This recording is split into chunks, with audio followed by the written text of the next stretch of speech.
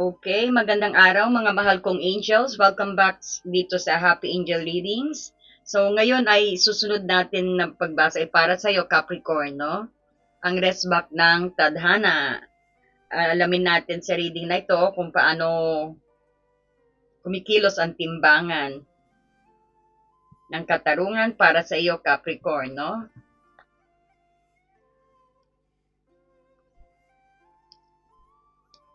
Titignan natin kung paano ibinabalik ng universe ang karma sa mga taong nanggagamit sa iyo, sa iyong sipag, no? Mga nagtaksil sa iyong loyalty at naging inggitero sa iyong tagumpay. No? Gagamit tayo ng oracle din. Ito na tayo. Yan, pa-support po ng Happy Angel Reading. Kung bago ka po sa ating channel, please don't forget to like, and mag-subscribe na rin po kayo at i-hype nyo po ang ating video din, no? At i-share nyo na rin po. Maraming pong salamat sa patuloy na tumangkilik sa ating mga members na Capricorn. Thank you so much for supporting Happy Angel. Salamat din sa mga nanonood po, no? Tayo ng isa. Tayo ng isa sa ating guidance. Kung kailan nyo napanood, guidance nyo po ito.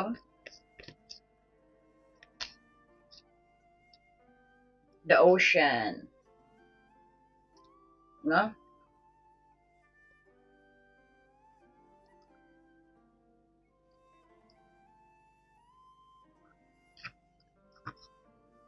Kukuha rin tayo ng nung saan kayo magpo-focus. No? Ito yung gustong itanong sa inyo ng inyong soul.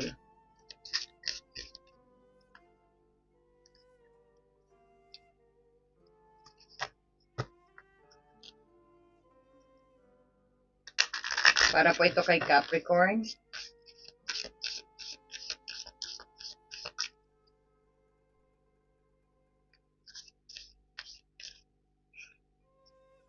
At ito rin para sa ito pa tingnan din natin, no, yung mga naging inggitero rin sa tagumpay mo mula sa yung ex-partner, wag na kaibigan, hanggang sa pamilya o kamag-anak. At kung paano babawi, no, maghahari at magtatagumpay ang iyong next na kabanata, no? How can I surrender even more in this moment? So mamaya babasahin natin yan.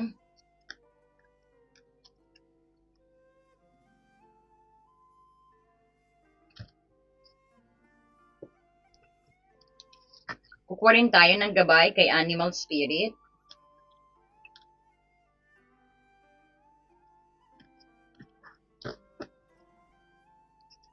At kung ano ang mensahe niya, no? Ayon sa iyong sitwasyon.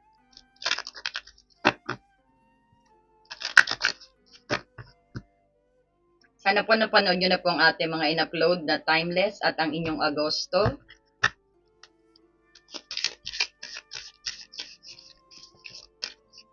Okay, Spirit Guide.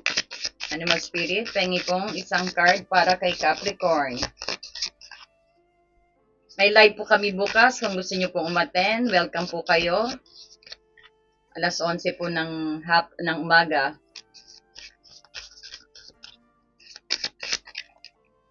Stag Spirit, take the lead daw. Ayan.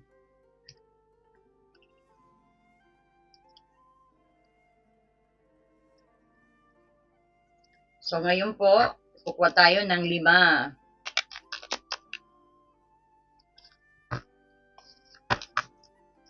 Ito yung bakit sila naiinggit sa'yo, sino ang mga naiinggit sa'yo, ano ang balik ng tadhana, at ano ang reward mo, kung ano yung, at kung paano sila gantihan ng universe, no? At kung ano yung dinadanas na nila ngayon, ayun, makikita natin.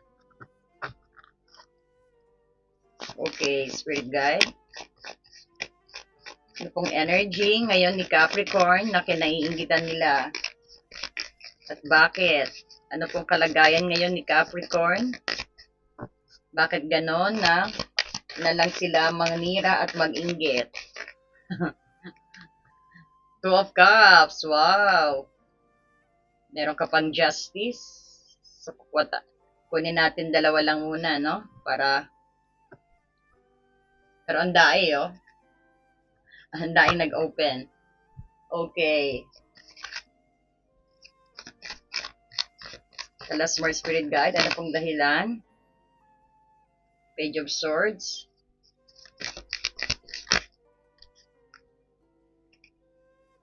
Tatlo bumagsak.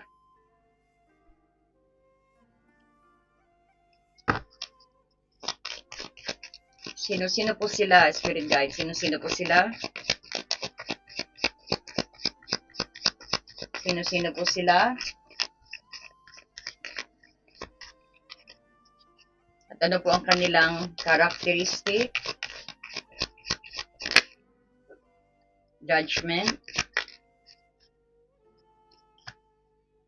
Nine of Swords. Okay, ano na po ang kanilang nararanasan? The King of Pentacles.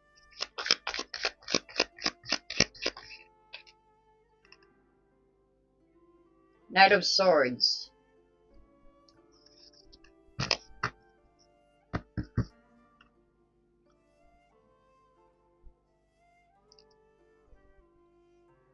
Kulang pa ng isang card. Pa tayo ng isang card. One more card, please. Para po kay Capricorn.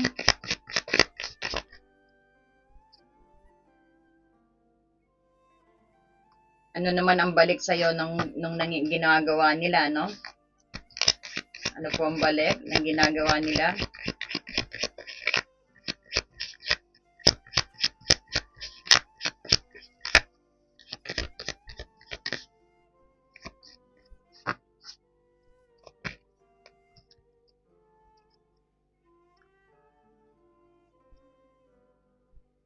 May healing ka. At least, ayan, magbubunot. Ito, ginagawa natin to para mabunot po ang pinaka-root ng inyong sama ng loob para magkaroon kayo ng peace of mind, no?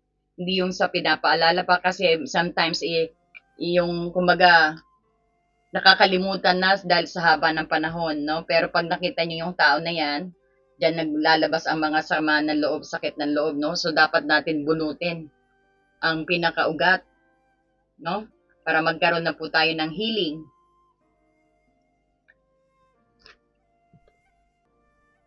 So, nagsimula tayo sa Two of Cups dito, Judgment. Pinapakita nito ng iyong napakalalim at napakasagradong koneksyon na ibinigay mo noon. No? May Two of Cups ka rin. I'm sorry, this is Justice pala. I'm sorry. Justice pala yan, no? Kumbaga, yung very pantay ka naman makihalubilo, patas naman ang ginagawa mo, no? Kumbaga, talagang balanse rin, no? Kung ano yung, kumbaga, ikaw din syempre, tao ka, nag-ask ka rin ng konting, syempre, ng balance sa sarili mo, parang energy exchange, na parang ganyan ang energy mo na gusto mong magbigay, gusto mo rin mag-receive. At kung anong pinakita mo, dapat ganun din ang ipapakita nila, parang exchange energy din, no? Kumbaga, nakita natin dito is,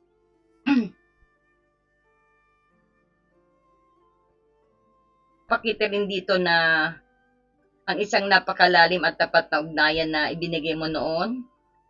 Ngunit oras na para pumasok ang opisyal na timbangan ng divine justice dito.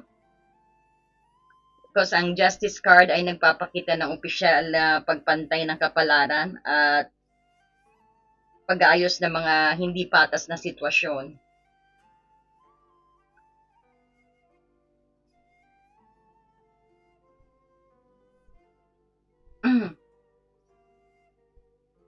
Ang bawat luhang ipinatak mo, ang bawat sabihin natin, ang bawat panlalamang na ginawa sa iyo sa pag-ibig o pakikipagkapwa, andito ang Two of Cups.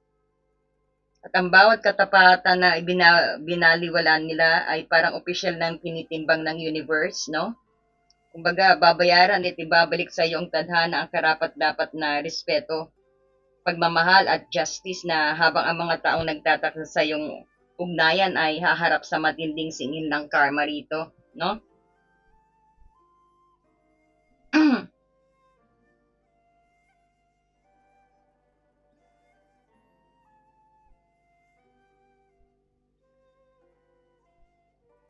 Baga may divine reckoning, no?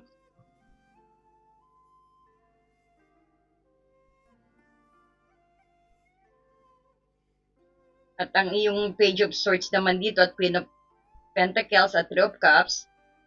So, tingnan natin kung ano ang nangyari sa yung energy ng Page of Swords dito, Queen of Pentacles at Three of Cups, no?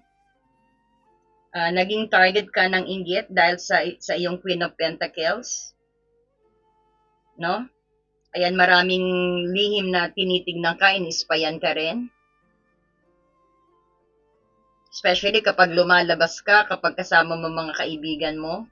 At saka kapag nakapostura ka, talagang minamanmanan ka ng sikreto rin, no? Yung mga kakayahan mong magpalago ng buhay, magdala ng pera at maging sandigan ng pamilya rito at kaibigan, dun sila parang naiinggit sa'yo. At ang Page of Swords din naman, pwede rin yung mga taong patagong nagmamatsyag. Yun nga, sabi ko na nag-i-stock din, naghahanap ng maipipinta sa'yo habang nakikipag-celebrate at nakikipag-plastikan ka sa kanila, no? Dahil may Three of Cups dito. Kinainggitan nila ang iyong liwanag at kakayahan mong maging masaya. Kahit marami sila, kumbaga patagagong, patagagong yan ang paninira na ginagawa nila, no? Kumbaga, insecure naman ang problema. May pagka-inggit sila, inggit, insecure din. Parang hindi lahat kasi makakapagpasaya ng tao. Ikaw siguro parang no? Capricorn, parang they love you. Especially kapag may celebrations. Kinagigiliwan ka rin ng ng talagang tapat na kaibigan mo sa'yo. Doon sila naiinggit sa'yo, no? Kasi hindi mo sila sinasama. Sa bagay, ikaw naman, patas ka lang naman makitungo eh.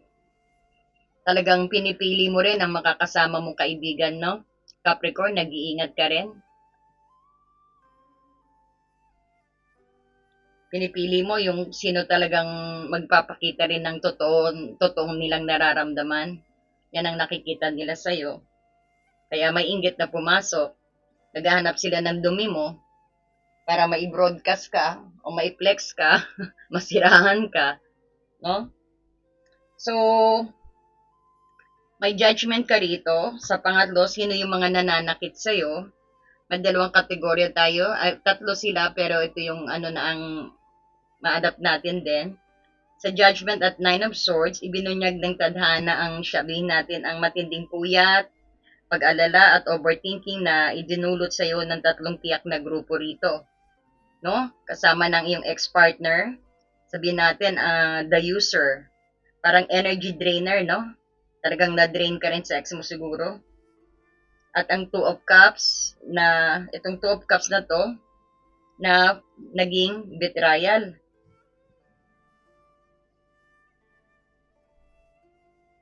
Isang dating sabihin natin, isang dating nakarelasyon mo, na pinakitaan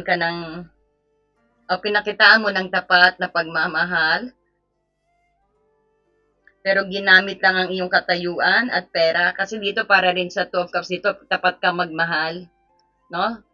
Kumbaga, walang halong biro rin, no? Tapos, yung mga, sabihin natin, pero ang ex-partner mo rin, siguro naniwala sa mga kaibigan, sa mga bulong-bulungan ng kaibigan, naniwala siguro, mas pinaliniwalaan, nagkahiwalay din kayo. Kaya may betrayal tayong nakikita o talagang ginamit ka rin, no? Baga, ginamit yung katayuan mo bilang Queen of Pentacles. Maaari din sabihin, ginamit lang din ang pera mo, no? Halimbawa, no? Yung sitwasyon na habang ikaw yung parang bukas palad na tumutulong, baga, yung mga gastusin, no? O sabihin natin, kumbaga ikaw yung gumagastos sa inyong dalawa, Naghahanap na pala siya ng maipipinta sa'yo at ipinamumukha pa sa ibang tao na siya ang nagpapasensya sa relasyon ninyo.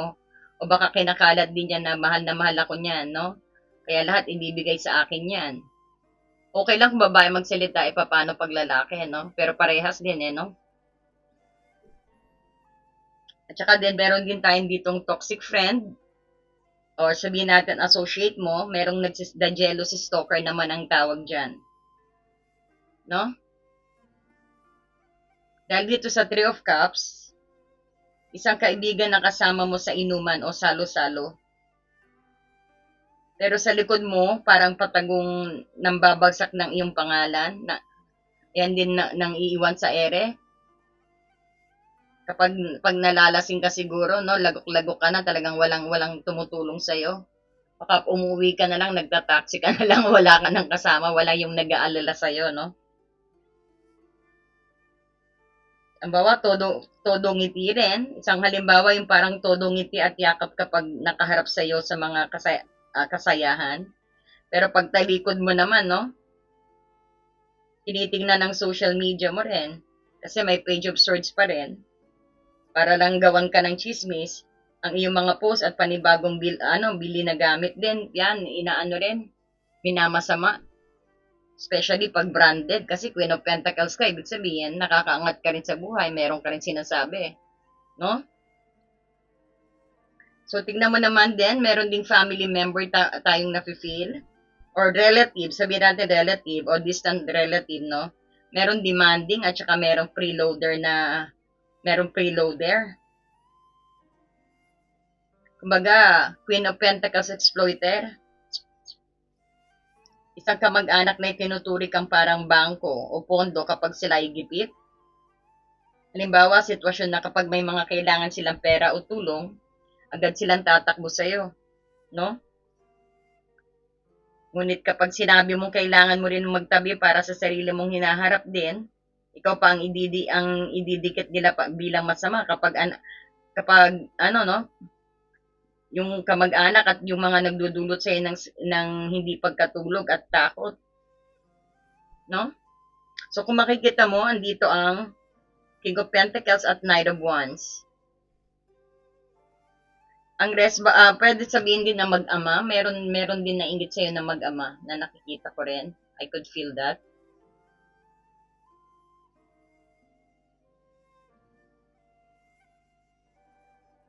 Hindi naman sa lahat po, no? May nakikita akong mag-ama na parang rin, no?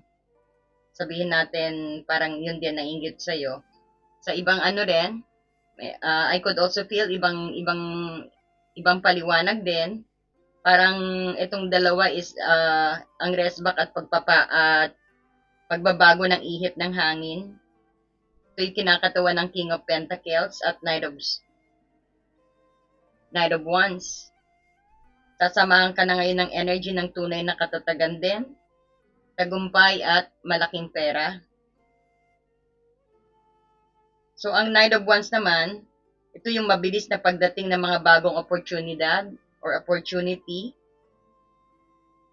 at mga bagong sabihin nating passions mo at masusuyong tao na sabihin natin may aksyon at hindi puro salita lamang.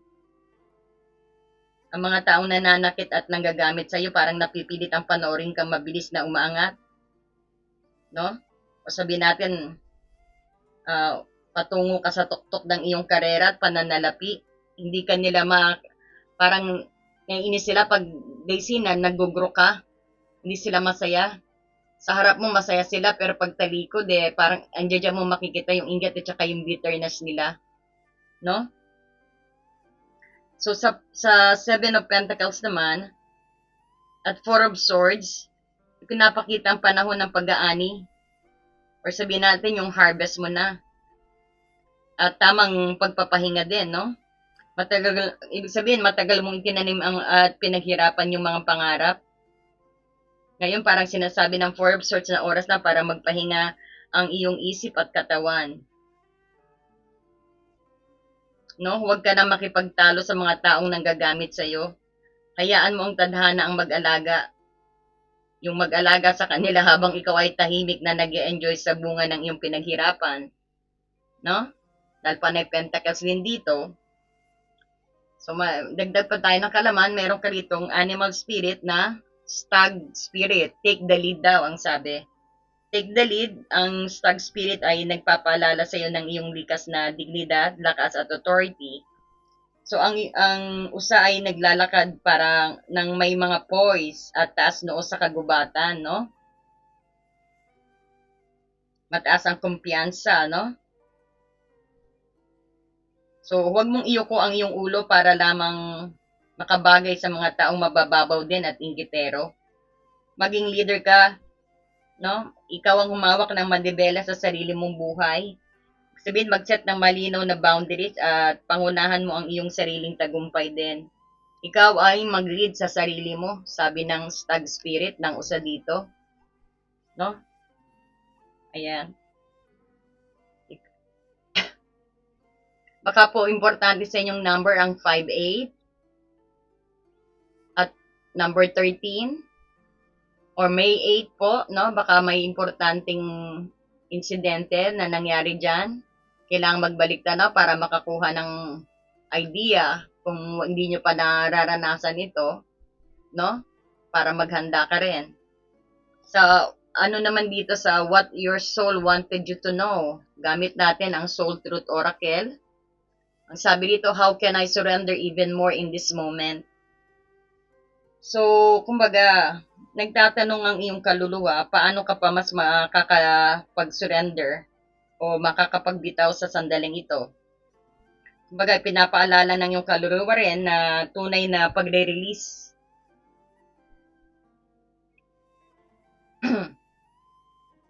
Ito yung mga pagtigil sa pag-isip kung paano paparusahan ng karma ang iyong ex, fake friends at abusadong pamilya o relative. Isumito mo na ito ng 100% sa universe. Ang iyong sakit at galit kapag ganap mong binitawan, ang kagustuhan mo magpaliwanag sa kanila, doon mas mabilis na papasok ang buhos ng King of Pentacles, no? King of Pentacles na blessing. Ito yung para sa iyo, no? So, basahin natin to. It is essential to have clear, strong intentions of what we desire. Importante daw na alam mo kung ano yung intention mo sa bagay na gusto mo. No? So, but it's equally important for us to detach from the outcome. Huwag tayo yung mag-expect kagad ng magandang outcome. Parang ganun ang sinasabi. Ang importante yung intentions mo sa things na ginagawa mo, no, para maabot mo yung pinakagusto mo, para manifest mo. But it's equally important then na mag-detach tayo sa outcome ng ating ginawa, gusto kaagad ng magandang outcome. Wag daw natin pansin, wag daw natin i-treasure yung outcome muna. No? Ang importante, ang essential is yung mag-set ka ng intention sa bawat ginagawa mo. It's time to surrender daw. Ayan, sinabi rin sa sinabi rin sa Stag Spirit. Take the lead, no? Kasabi rin ng Stag Spirit na take the lead. Let go of the wheel and trust too deeply that your trust turns into gratitude for what you cannot see yet, but you know it's coming. So, hayaan mo lang, let the universe handle the rest then. Have some breathing room to work. At i-let go mo daw ang will at trust too deeply what you trust turn into a gratitude. Just always be grateful every day, no? Magpasalamat ka din, no? Sa mga hindi pa dumarating na blessing sa'yo.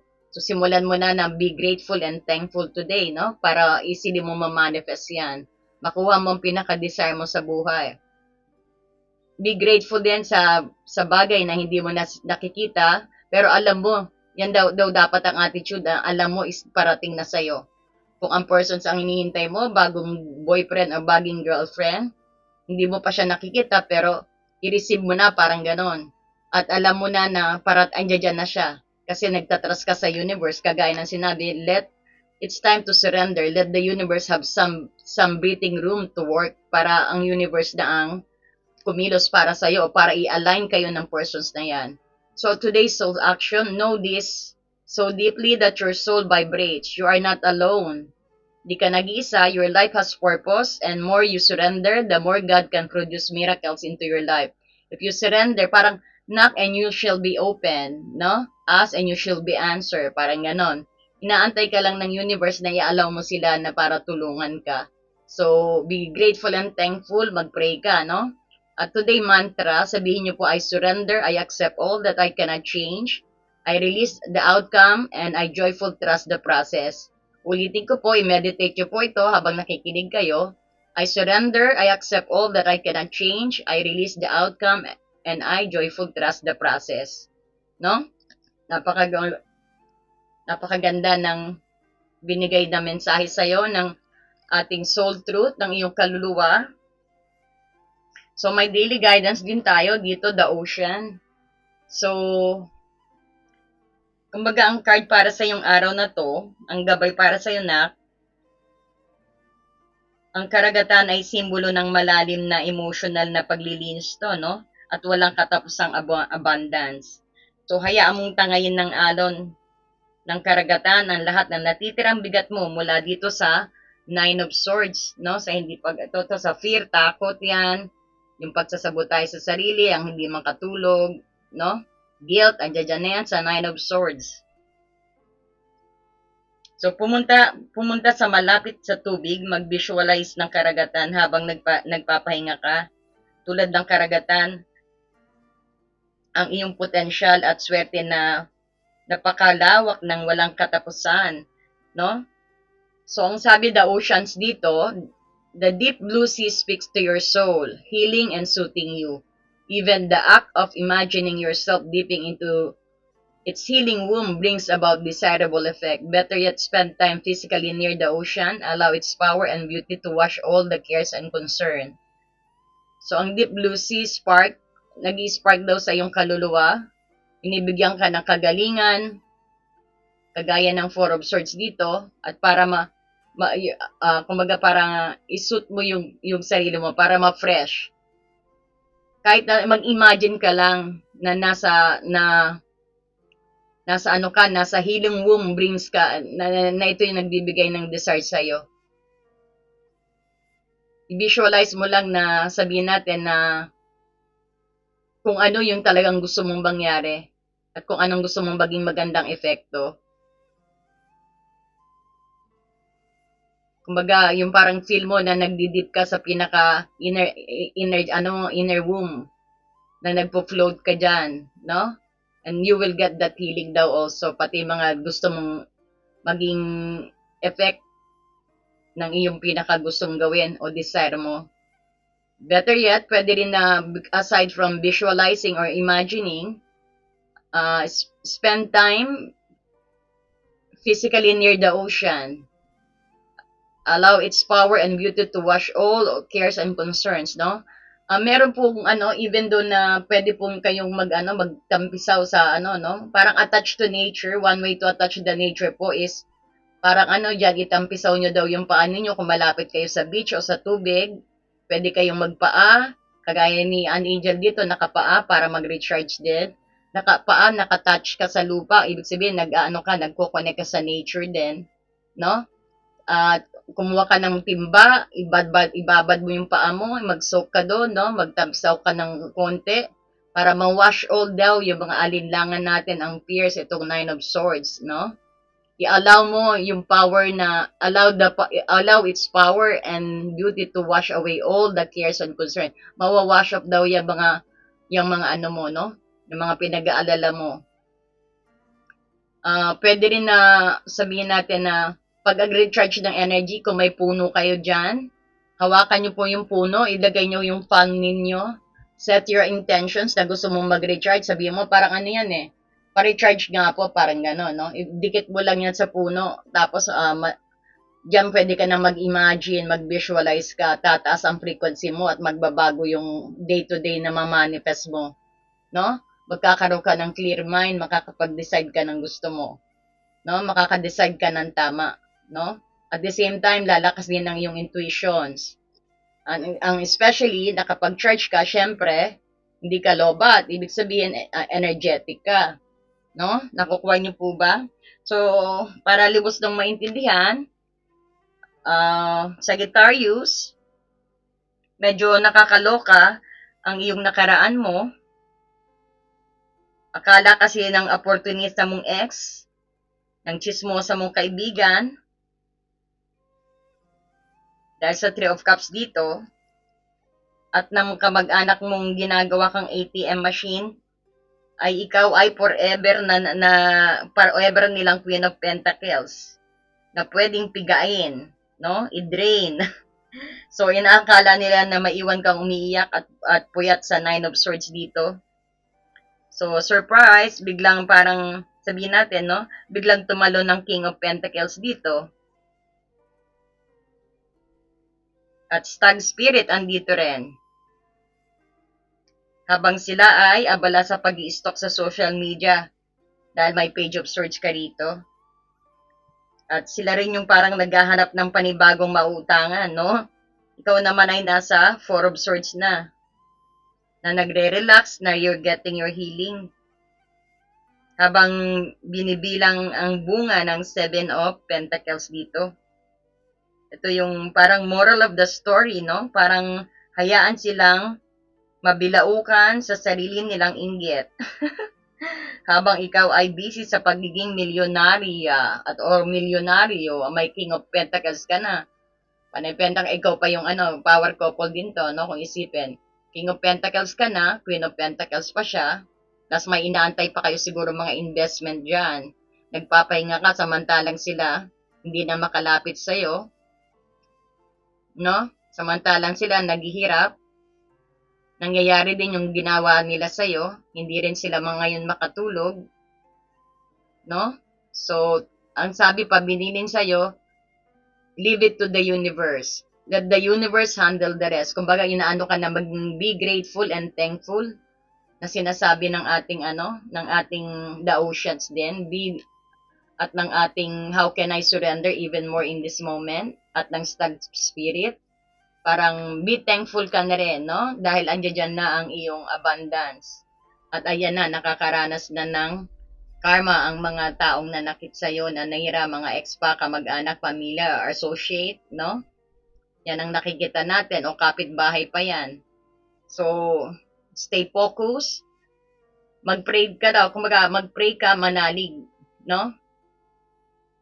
Leave the rest to the universe. Basta importante rin daw, advice pa sa'yo is mag-attach ka sa nature. Kahit kahit magpaa ka, habang maglakad ka na nakapaa, para naka-attach ka rin sa sa lupa. That is nature, para mag-recharge yun ang energy mo. Plus yung magtampisaw ka rin daw para ma-wash off ang dulot ng mga Nine of Swords, ng mga pasaway na tao sa'yo. Magtampisaw ka para ma-wash all everything din, no? At bumalik yung pinaka-desire mo, ang motivations mo na para kumilos uli, no? So sana mabunot na at magkaroon ka ng peace of mind dahil the universe is doing something sa mga nang-aalila sa'yo, nang-gaapi sa'yo, sa mga nagpasakit ng loob mo, no? Capricorn, ayan. Sana po nagustuhan yung ating reading, Capricorn. And pa-like and hype naman po dyan sa inyong cellphone. Mag-subscribe na rin po kayo at itap ang notifications bell. At pa-share na rin po, no? And please do comment po kayo, no? Marami pong salamat and God bless you. See you po again sa ating next na reading, Capricorn. Thank you. I love you, Capricorn. Thank you so much, members, no?